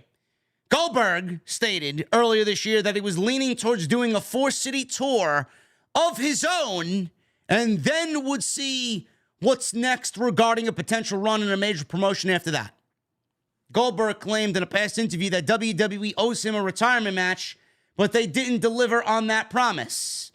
While speaking on Steven and Captain Evil, I guess this is a podcast or a YouTube channel, Goldberg blasted Vince McMahon for not delivering on his retirement match promise. He says, and I quote, "Vince is like Dana White. He's the big boss and makes everything happen. And in all honesty, he gave me the opportunity to put my wife and son on the front row and gave me the ability to perform again in front of them." I think it should end there, Bill. I think Vince lived up to his end of the bargain. So I owe him everything until we went to Saudi Arabia and he asked me to put over Roman Reigns, and I had COVID. I remember calling him from my house and said, listen, here's the deal. I'll do it if you give me a retirement match. I did what he asked. As a performer, I was 56 years old. As a human being, you're conscientious about how you look in a bathing suit, especially 2 months prior to being in that bathing suit. You couldn't work out because you had COVID. I put myself in a horribly shitty situation to get what I wanted to do, but to say to him and give him what he wanted. The problem is he never held up his end of the bargain. Vince is a piece of shit as far as I'm concerned. So let me get this straight. Let me get this straight. Bill Goldberg, he comes into WWE. He gets the opportunity to wrestle in front of his son. He gets the opportunity to look at his son, older now, watching his father wrestle. Isn't this the same guy that absolutely shocked the world and beat Brock Lesnar at Survivor Series? How long was the match? 90 seconds? Brock Lesnar. Didn't they get a WrestleMania match out of it? Didn't Goldberg enter that Royal Rumble the following January and eliminate Lesnar from the Royal Rumble? Or am I drawing am I wrong? Somebody in the chat correct me. Didn't they really go all in on Bill Goldberg during that Brock Lesnar feud a few years back? Correct me if I'm wrong. Wasn't it Bill that buried Kevin Owens? No, I think he forgot about that one, though, right? Kevin Owens, who is a full-time performer on WWE television, comes on in and just buries Kevin Owens. Took the Universal Championship away from Kevin Owens, if I'm not mistaken, right? Okay, great. Didn't this guy go into Saudi Arabia and beat The Fiend in 5 minutes? Basically ending The Fiend's career, in which he never recovered from. You know, nobody remembers that, though. Bill doesn't remember that, though, right? You know, he's crying about a fucking retirement match when he took 2 situations against 2 guys in which he should have never went over. You know, if Bill was so great, Bill Goldberg would have went to Vince McMahon and said, you know, Vince, I don't think I should be going out there to bury your up-and-coming top guy in Bray Wyatt. He's got this new gimmick. He's trying to get himself over. The fans love it. He just won the championship. I don't think I should be taking the fucking title away from Bray Wyatt. Yeah, but he went out there, no qualms, no fucking hesitation. He went out there and fucking jackhammer later. How many jackhammers? 2, with a spear and a jackhammer later. Goodbye. He's the new world champion, right? No, but Bill's crying about a fucking retirement match. Meanwhile, pieces of the fucking Fiend still lay dormant in Saudi Arabia's desert. You fucking break. Bill Goldberg should be retired today. Nobody wants to see Bill Goldberg. Nobody gives a fuck about Bill Goldberg. And nobody wants to see Bill Goldberg wrestle again. Who would his retirement match even be against? Who is left in this industry that wants to get into the ring with a clearly unsafe Bill Goldberg and put him over? Maybe Bill should ask himself the fucking question. Hey, did I put anybody over? And Roman don't count. Maybe if I put Kevin Owens over and Bray Wyatt over, maybe fans would think differently of me. Instead of me looking like a selfish cunt. How about that one? Fuck Bill Goldberg. Ridiculous. Matt Riddle. You want to have a retirement match? Matt Riddle, go join AEW. I'm sure Tony Khan's got all the money in the world to go have you go out there and have a retirement match against Matt Riddle. Do it. Ridiculous. Anyway, thank you guys very much for all your support. If you enjoyed today's random live stream, I really appreciate you guys hanging out with me on Friday night.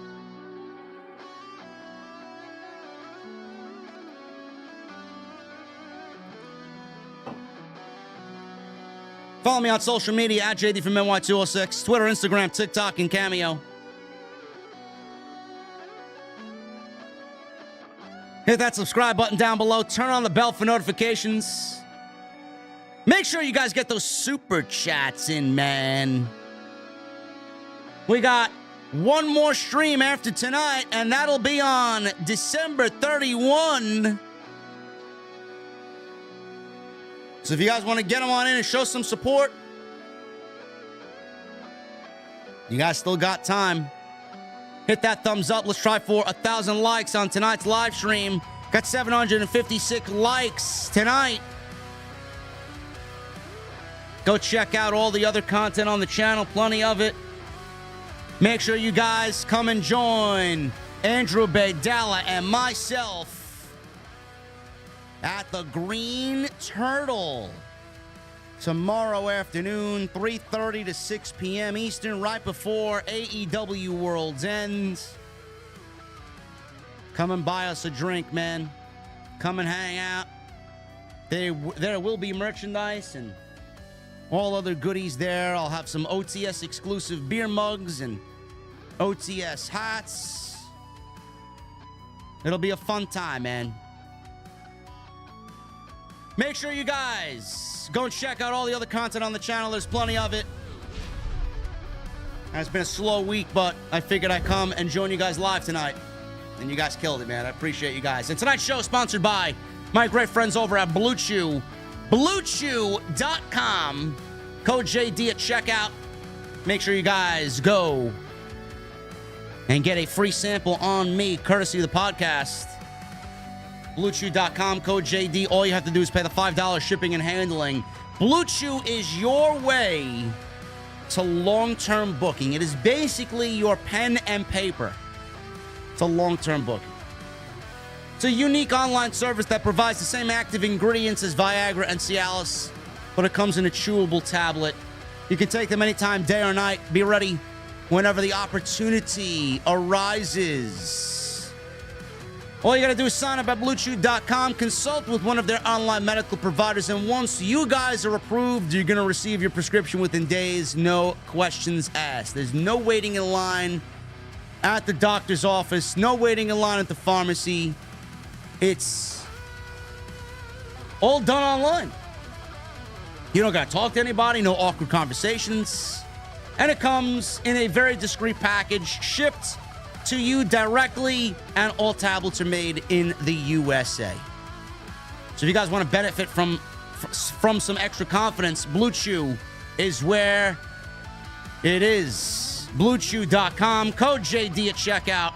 All you got to do is pay the $5 shipping and handling.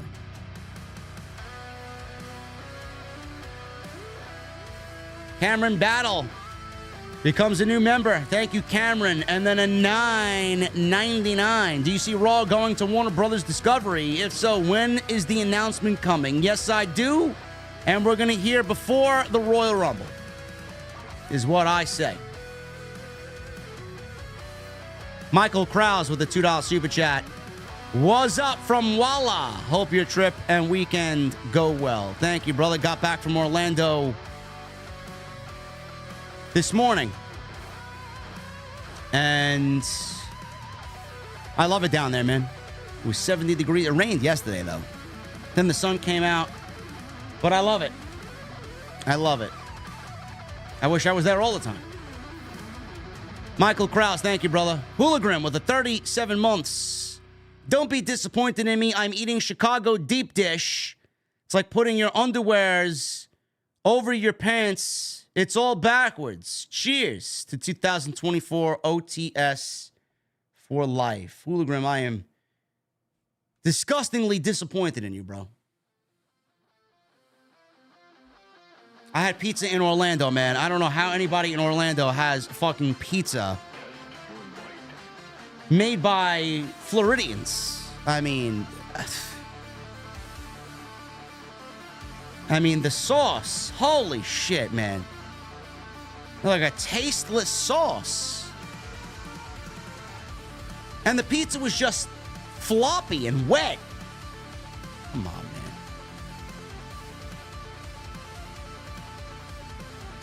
Maybe I should move to Orlando and open up a fucking pizza shop, man. It's ridiculous. Hooligan, thank you for 37 months, brother. Player 1 with the $2 super chat. WWE needs to pay Mercedes whatever she wants. Yeah. Yeah.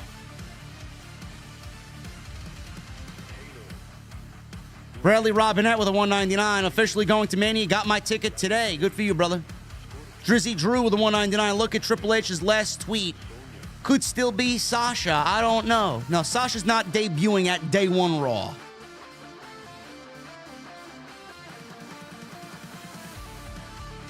Barry Allen, $5 super chat. It is Batista, not Steve Austin. Nobody wants that. CM Punk for Seth Rollins is the bigger history for WrestleMania's main event. I could see it being Batista. Christy Wilson with a $5 super chat. Mercedes going to TNA maybe. Absolutely. It's a possibility. It is absolutely a possibility. Sean Ray J with a $5 super chat. If you look at Big E's status, it doesn't have a brand attached to it. They could easily play into that by saying he wasn't drafted, so he's inactive. He'll be wherever the New Day is. Xavier and Kofi are on Raw.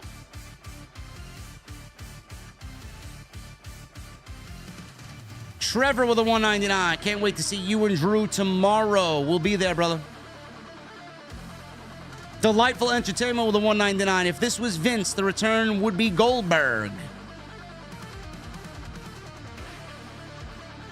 Robert Grimsley with a $5 super chat.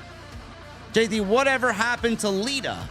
Do you think she was so bad that WWE were just like, man, let's hurry and get her off TV, or was it something else?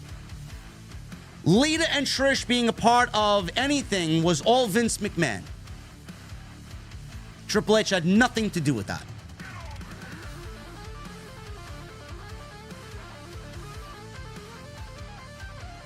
Triple H wants to push current women, not bring back old-timers.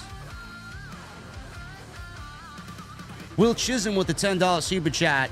JD, what do you think about Triple H trying to have WWE work with Stardom?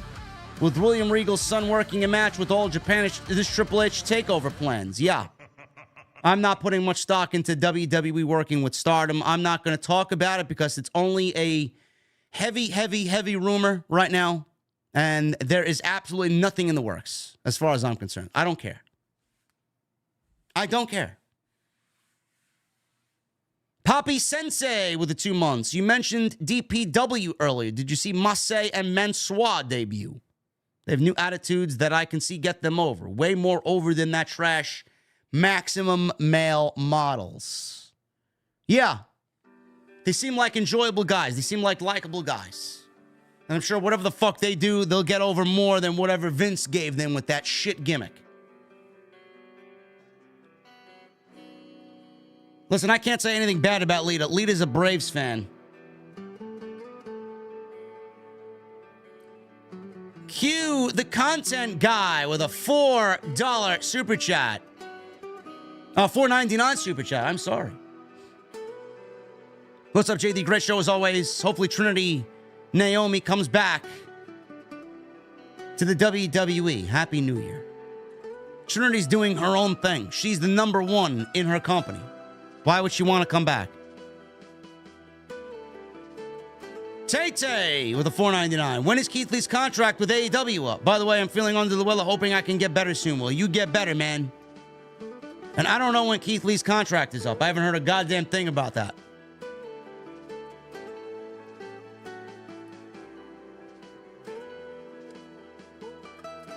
Delightful Entertainment with a $1.99. Omos versus Ryback at Mania. Winner drops to Phil.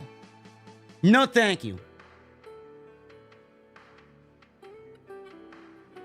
Advocate 005 with a 1-month membership. Thank you, Advocate. Scorpio with a $5 super chat. Hypothetically speaking, what would be your reaction if Jack Perry is revealed as the devil? Also, I still think Sasha Banks is WWE bound. I think me and Drew will walk out of the Nassau Coliseum. That's what. Hush with a $5 super chat. Feels like Mercedes in another Triple H Nick Khan call, similar to what the Punk situation was. What percentage do you give her showing up tomorrow at World's End? 25%.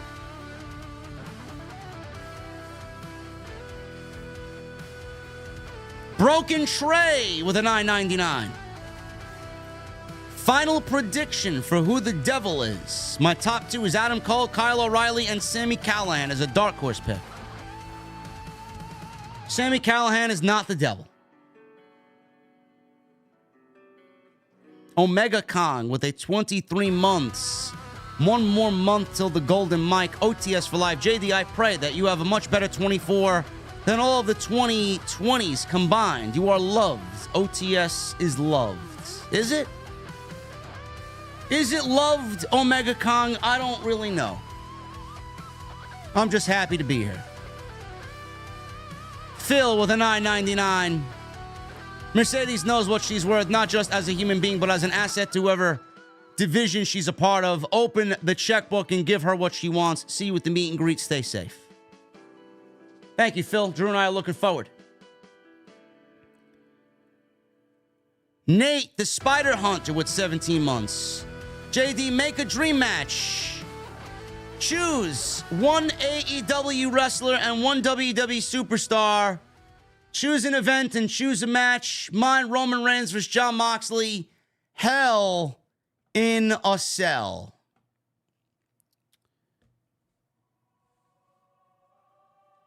Bryan Danielson versus Gunther.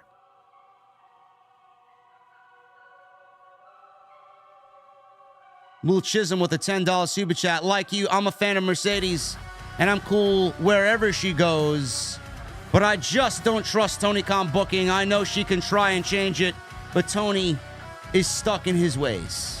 Tony is stuck in his ways, and I don't think Mercedes joining the company is going to make that much of a difference with the creative being at an all-time low.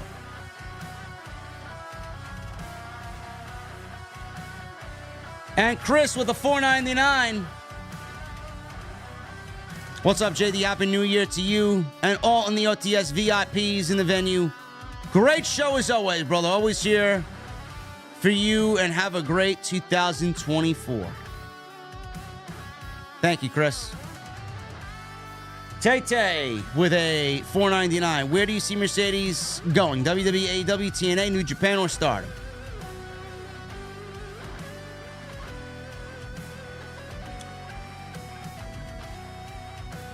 Right now, it's 50-50 with TNA and AEW. I don't know really which direction she's going to go, but I think it's either one of those two companies.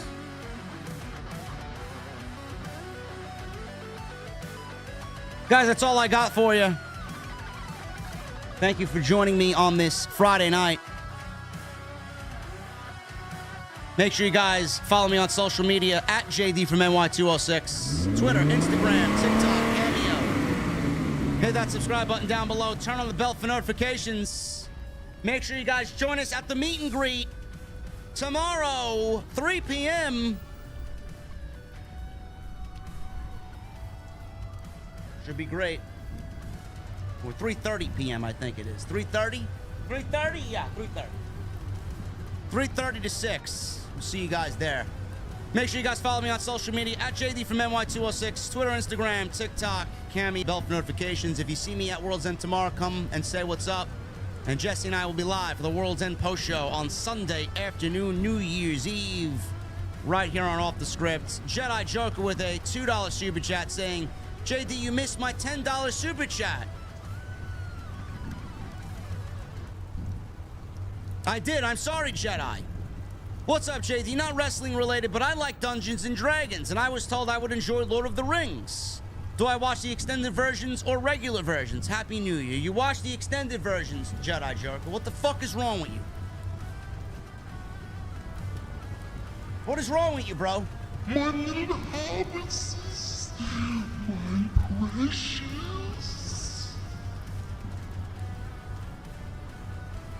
Join us at the meet and greet tomorrow.